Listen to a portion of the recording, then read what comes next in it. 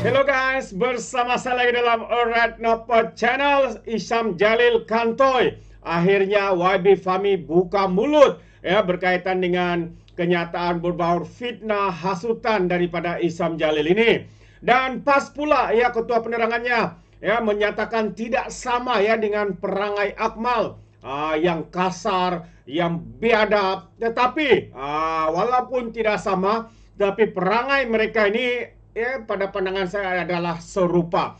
Jadi ya saya ingin membawakan Anda ya berkaitan dengan dua isu ini.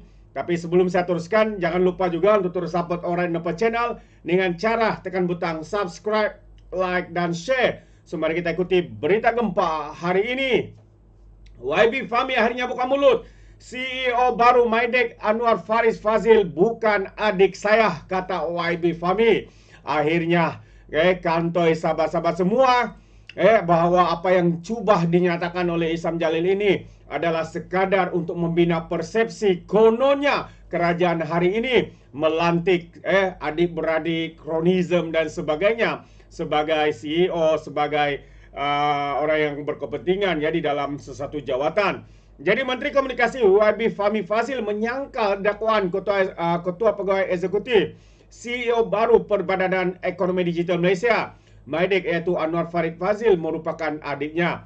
Beliau berkata Maidek yang merupakan agensi penaraju ekonomi digital negara bukan di bawah Kementerian Komunikasi, sebaliknya di bawah Kementerian Digital yang diterajui YB Gobind Singh Dio. Katanya lagi, Anwar Farid Fazil tidak apa-apa kaitan dengan saya. Nama sahaja sama, nama belakang lah ya.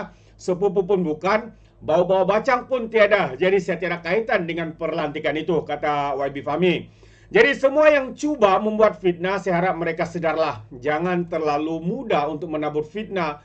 Dan ini adalah satu pengajaran untuk kita semua supaya sentiasa berwaspada dengan maklumat, katanya kepada pemberita selepas menghadiri sesi sembang santai bersama dengan komuniti Madani Pulau Pinang di Kampung Batu Uban, Gelugur malam ini.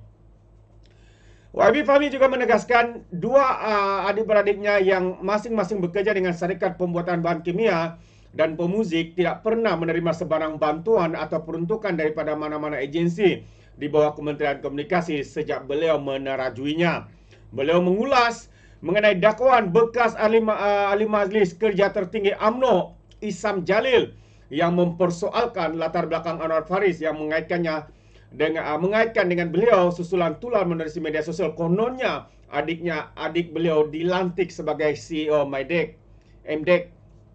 Jadi Kamis lepas MDEC melantik bekas Ketua Dasar Awam TikTok Malaysia Anwar Faris sebagai CEO yang baru, menggantikan Mahathir Aziz yang tamat penggal jawatan CEO pada 31 Ogos yang lepas. Sementara itu YB Fahmi berkata, kementeriannya belum memutuskan mengenai pelantikan Ketua Pengarah Jabatan Komunikasi JKOM baru dan prosesnya masih berjalan.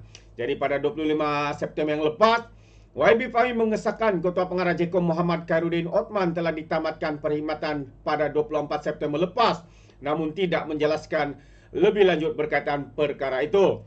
Dan Muhammad Khairuddin yang juga Setiausaha PKR Selangor dilantik sebagai Ketua Pengarah JKOM sejak 1 Mac lagi bagi mengisi kekosongan jawatan yang sebelum itu disandang Datuk Dr. Muhammad Agus Dusul. Jadi mengenai siasatan dakwaan melakukan gangguan seksual Muhammad Agus, YB Fahmi berkata pihaknya belum menerima sebarang maklumat daripada pihak yang melakukan siasatan kes berkenaan setakat ini. Jadi itu antara kenyataan daripada YB Fahmi. Akhirnya semuanya telah terungkai bahawa apa yang dikatakan cubaan untuk membina persepsi buruk dan juga serangan kepada YB Fahmi itu ternyata hanyalah satu fitnah semata-mata, sahabat-sahabat semua. Jadi apa pandangan Anda? Untuk perkara kedua, kita lihat pula kenyataan PAS. Katanya bukan budaya PAS cakap kasar sakitkan hati jika tak setuju, katanya.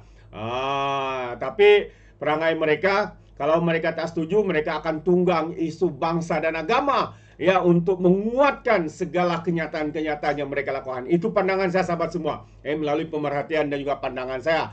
Jadi mari kita lihat kenyataan daripada Ketua Penerangan PAS ini, yaitu Ahmad Falisari berkata parti itu menerapkan pendekatan untuk tidak menggunakan bahasa kasar dan menyakitkan hati sekiranya tidak bersetuju dengan mana-mana pihak.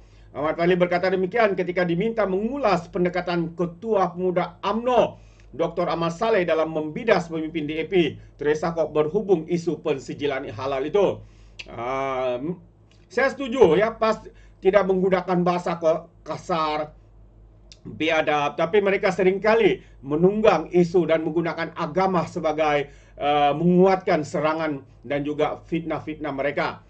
Seperti mana yang berlaku ya kepada Muslimat PAS, ahli parlimen, selupa mana satu ya, seorang ustazah ya. Mereka tidak bermain bahasa kasar, tapi mereka bermain fitnah. Mereka dengan yakin menggunakan bahan-bahan ataupun rujukan daripada sosial media untuk menguatkan fitnah-fitnah mereka. Dan akhirnya siapa yang mendapat bala ataupun mendapat kesan, diri mereka sendiri, sahabat-sahabat semua. Memang kita setuju, PAS ini pemimpin mereka tidak menggunakan bahasa kasar. Antaranya yang dipertuakan PAS Perak ya, apabila beliau berkempen, beliau dengan menggunakan hila menyatakan kononnya, walaupun tidak kasar bahasanya, bagus bahasanya sahabat semua.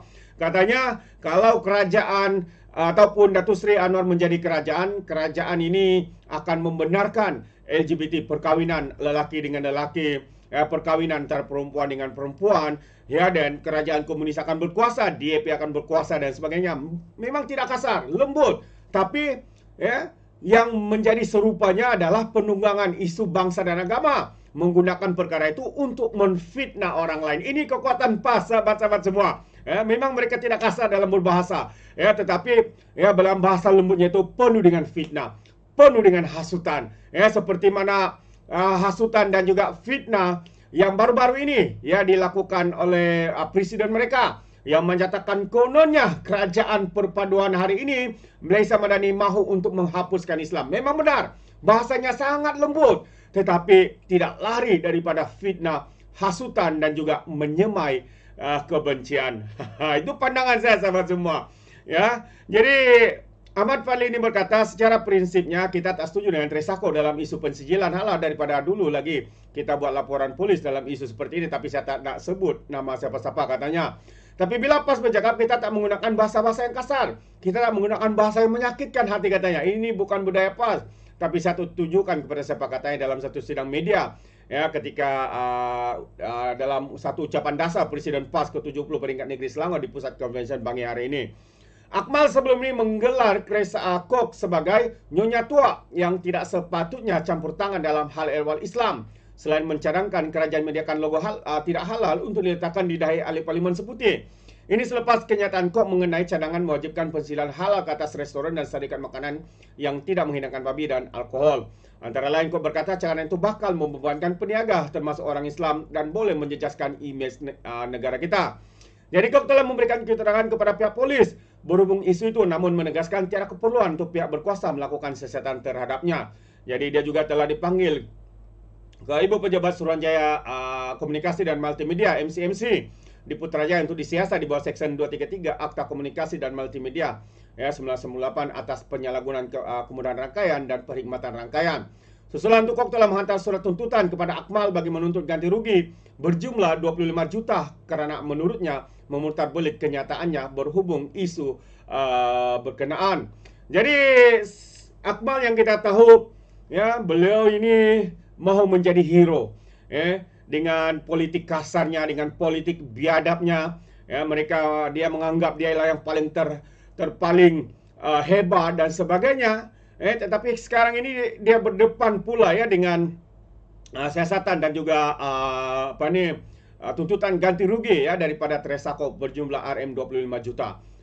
Dan akhirnya sahabat semua, kabinet kerajaan telah mengekalkan ya dasar ini dan tidak melakukan seperti mana yang diumumkan oleh menteri tersebut ya yang membuat pengumuman itu. Jadi tiada persoalan dan tiada apa-apa yang mau dipersoalkan lagi, kerana apa yang dipertahankan oleh Teresa Kok itu kekal seperti mana yang dikehendaki dan juga apa yang dimahukan oleh kementerian ini yang membuat pengumuman itu telah di hold ya, ataupun telah diberhentikan dan cadangan itu tidak diteruskan, dia dikekalkan seperti biasa. Jadi apa poin Akmal Saleh yang sombong lagi angkuh. Walaupun pemimpin PAS mengatakan dia tidak sama dengan Akmal ini, saya setuju mereka tidak sama. Tetapi mereka serupa dalam permainan politik menunggang isu bangsa dan agama. Itu pandangan saya, sahabat-sahabat semua. Walaupun katanya mereka tidak kasar, tetapi setiap bahasa yang mereka buat, walaupun lembut tapi dipenuhi dengan hasutan, fitnah dan juga berbaur hasutan untuk menyemai kebencian kepada kerajaan hari ini. Jadi itu pandangan saya, sahabat semua. Adakah Anda seirama dengan saya? Anda boleh berikan komen Anda di dalam ruangan komen. Jadi terima kasih. Izinkan saya untuk mengundurkan diri dan seperti biasa peribahasa mengatakan tapapun kangkap, 2 ton keinginan. Dalam bahasa Melayu, tepuk dada, tanya selera. Sekian saja pada Alright Nopo Channel. Saya kita berjumpa lagi. Bye-bye.